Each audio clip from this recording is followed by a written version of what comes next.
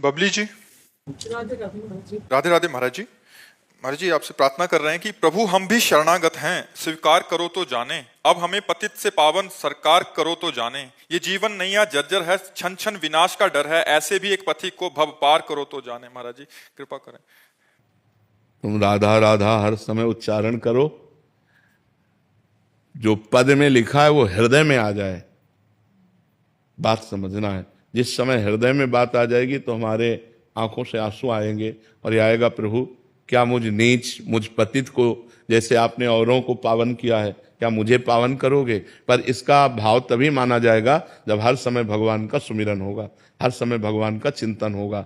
बहुत अच्छे भाव है, ये तो पद है, किसी का रचना है, किसी की लिखी हुई है, पर हम इस पद को तभी मानेंगे जब हर समय हमारे अंदर दैन्यता हो और भगवान का मधुर मधुर स्मरण हो। तो पक्का देखो, हम विषयों की तरफ जाएंगे तो हमारी दुर्गति होगी। खुली बात समझ लो, भगवान ने खुला छूट दे दी। और हम भगवान का भजन करेंगे, हमसे कुछ गलतियां हो रही तो क्षमा हो जाएगा और हमारी सदगति होगी। भगवान का भजन करने वाले की दुर्गति हो नहीं सकती। हम प्रार्थना करें या ना करें, खुली बात समझ लो। यदि हम गलत करेंगे और प्रार्थना करेंगे तो भगवान नहीं सुनेंगे। अगर हम सही चलेंगे तो प्रार्थना नहीं करेंगे तो भी भगवान हमारी जिम्मेवारी ले लेंगे। हमारी बात समझ लो। हम बहुत प्रार्थना भगवान से करें और मनमानी आचरण करें, कभी भगवान नहीं सुनेंगे हमारी प्रार्थना। हम बिल्कुल भगवान से प्रार्थना न करें और सही आचरण से चलें तो भगवान हमें प्यार देंगे, दुलार देंगे, अपने आप देंगे। हमारी बात समझ लो। अगर हम भगवान की आज्ञा का पालन नहीं करेंगे और हम खूब प्रार्थना करते रहें, वो कपटपूर्ण प्रार्थना होगी।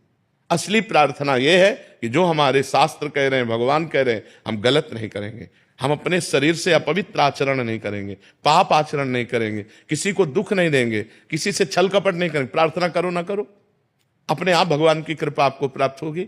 और आप गलत करें, मनमानी आचरण करें और खूब भगवान के सामने प्रार्थना करें तो इसे कहते हैं दंभ, दिखावा।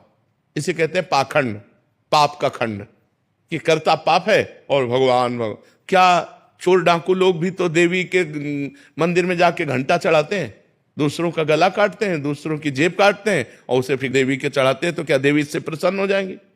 अब बताओ, गलत आचरण करके आप गलत पैसा लेकर के आप भगवान को भोग लगाओ, भगवान भूखे बैठे हैं। बिल्कुल एक टुकड़ा का भोग मत लगाओ, लेकिन बुरे आचरण मत करो, भगवान प्रसन्न हो जाएंगे।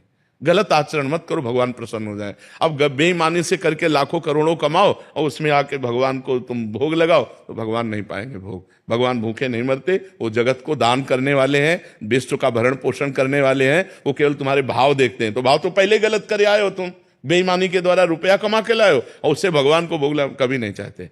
तो हम प्रार्थना भगवान से करें, लेकिन प्रार्थना के साथ ये भी ध्यान रखें कि हमारे आचरण सही होने चाहिए, हमारे द्वारा किसी का गलत व्यवहार नहीं होना चाहिए। और हम खूब नाम जप करें तो प्रार्थना करो या न करो, भगवान आपका जिम्मेवारी अपने आप ले लेंगे। वो सब मम प्रिय सब मम उपजाए, सब भगवान के लाडले हैं, सब भगवान की दृष्टि में हैं, सब भगवान के द्वारा ही प्रकट किए हुए, सबको देख रहे हैं भगवान। गलत आचरण करो, प्रार्थना करो तो नहीं सुनी जाएगी। सही आचरण करो, प्रार्थना ना करो तो भी आपकी जिम्मेवारी भगवान ले लेंगे।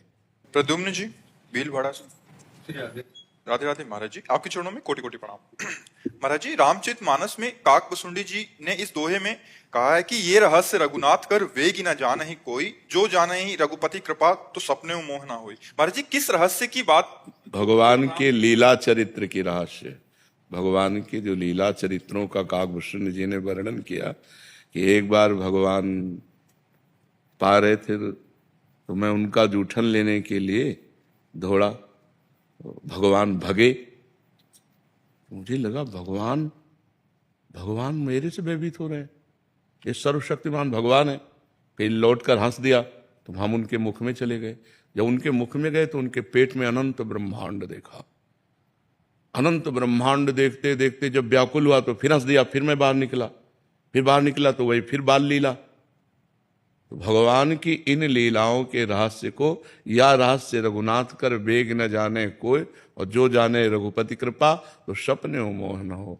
भगवान अंदर भी बाहर भी अनंत ब्रह्मांडों में इतने सूक्ष्म हैं कि वो चींटी के भी हृदय में आराम से सोते हैं, और इतने महान हैं कि दिखरावा माते तेन अद्भुत रूप प्रचंड, रोम रोम प्रतिलागे कोटि कोटि ब्रह्मांड, ब्रह्मांड निकाया निर्मित माया, रोम रोम प्रतिवेद कह, या राष्ट्र रघुनाथ कर वेग न जाने को। वो इतने छोटे हैं, अणु अणियान, महतो महियान, महान से भी महान और छोटे से भी छोटे, उनकी अनंत लीला है। या रहस्य रघुनाथ कर वेग न जाने को, और जो जाने रघुपति कृपा, सपने मोहन हो। उसे स्वप्न में भी अज्ञान स्पर्श नहीं कर सकता, मोह नहीं हो सकता, अंधकार अज्ञान नहीं छा सकता। समझ पा रहे हैं आप समझ पा रहे हैं? महाराज जी एक और है इनका, जो संपत्ति शिव राव नहीं दीन ही दिए दसनाथ, सोई संपदा भविष्य नहीं सकुची दीन ही रघुनाथ। किस संपत्ति और संपदा की बात कर रहे हैं? जिस समय लंका का निर्माण भगवान ने पार्वती जी के लिए किया था, जब लक्ष्मी जी के यहाँ गई तो लक्ष्मी जी का वैभव देखा, जब ब्रह्माणी के यहाँ गई तो ब्रह्माणी का वैभव देखा, तो मानो उन्होंने कहा कि तुम तो बरगद के नीचे रहती हो, तुम्हारे पास क्या व्यवस्था है। भगवान ने लंका का निर्माण किया, स्वर्णिम लंका का। उस स्वर्णिम लंका को पार्वती जी ने देखा, पर कहा कि हमें जो आपके साथ वटवृक्ष के नीचे रहने में अच्छा लगता है। रावण ने भगवान शिव को प्रसन्न करने के लिए कई बार अपने सर काट करके उनके चरणों में अर्पित किए, तो भगवान ने उस स्वर्ण की लंका रावण को प्रदान कर दी। बिना सर काटे केवल सर झुका देने मात्र से विभीषण जी के शरणागति होने पर भगवान ने बहुत सकुच पूर्वक दिया। सकुच पूर्वक मतलब क्या है ये? मायाकृत लंका भगवान सकुच, क्योंकि भगवान प्रसन्नता पूर्वक देते हैं अपने चरणों की प्रेम लक्षणा भक्ति। लेकिन एक कल्प तक लंका का जो राज्य दिया वो सकुच करके दिया। तो इसीलिए कहा, जो संपदा शिव रावण दीन दिए दसमात, सोई संपदा विभीषण सकुच दीन रघुनाथ। क्योंकि भगवान प्रसन्नता से देते हैं अपना प्रेम, अपने चरणारविंद का अनुराग। तो भगवान ने अविरल भक्ति भी दी और एक कल्प तक का लंका का राज्य दिया। क्योंकि लंका का राज्य ना देते, भगवान ना देते, अपनी प्रेम लक्षण भक्ति ही देते केवल। लेकिन उर कछु प्रथम वासना रही, विभीषण जी कह रहे हैं। जब भगवान के समीप विभीषण जी पहुंचते हैं तो भगवान ने कहा, लाओ समुद्र का जल लाओ, और लंकेश कहकर, तो उन्होंने कहा, प्रभु मुझे ये नहीं चाहिए, मुझे आपके चरणों का प्रेम चाहिए। तो भगवान ने प्रश्नवाचक चिन्ह से देखा तो बोले, हाँ उर कछु प्रथम वासना रही। जब लात मारा था विभीषण जी को रावण ने, तो विभीषण जी ने उसी समय संकल्प किया था कि मैं भगवान की शरण में जाकर तेरा विनाश कराऊंगा और इसी लंकाधिपति के सिंहासन पर मैं बैठूंगा।